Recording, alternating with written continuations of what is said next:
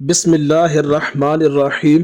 زبردست محدث حضرت سیدنا حدبہ بن خالد رحمۃ اللہ تعالی علیہ کو خلیفہ بغداد مامون الرشید نے اپنے ہاں مدعو کیا تو عام یعنی کھانے کے آخر میں کھانے کے جو دانے وغیرہ گر گئے تھے محدث صاحب چن چن کر تناول فرمانے یعنی کھانے لگے۔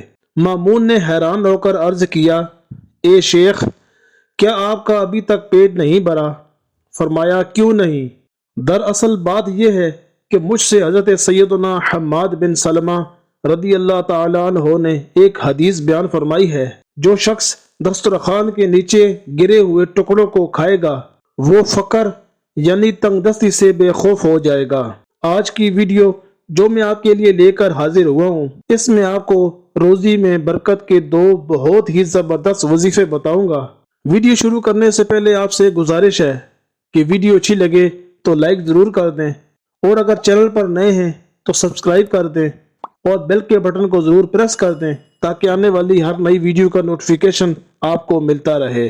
نمبر 1، حضرت سیدنا سہل بن سعد رضی اللہ تعالیٰ عنہ بیان کرتے ہیں کہ ایک شخص نے تاجدار رسالت شہنشاہ نبوت صلی اللہ تعالی علیہ وآلہ وسلم کی خدمت بابرکت میں حاضر ہو کر اپنی تنگ دستی کی شکایت کی۔ آپ صلی اللہ تعالی علیہ وآلہ وسلم نے فرمایا، جب تم گھر میں داخل ہونے لگو اور گھر میں کوئی ہو تو سلام کر کے داخل ہوا کرو، اور اگر گھر میں کوئی نہ ہو تو مجھ پر سلام عرض کرو اور ایک بار قل هو اللہ احد شریف پڑھو۔ اس شخص نے ایسا ہی کیا، پھر اللہ عز و جل نے اس کو اتنا مالا مال کر دیا کہ اس نے اپنے ہمسایوں یعنی پڑوسیوں کی بھی خدمت کی۔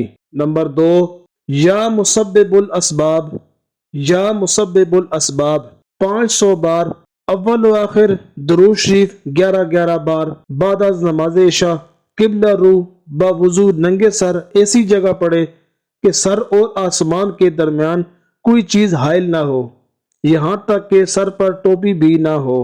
ویڈیو اچھی لگے تو کمنٹ میں اپنی رائے کا اظہار ضرور کیجیے گا۔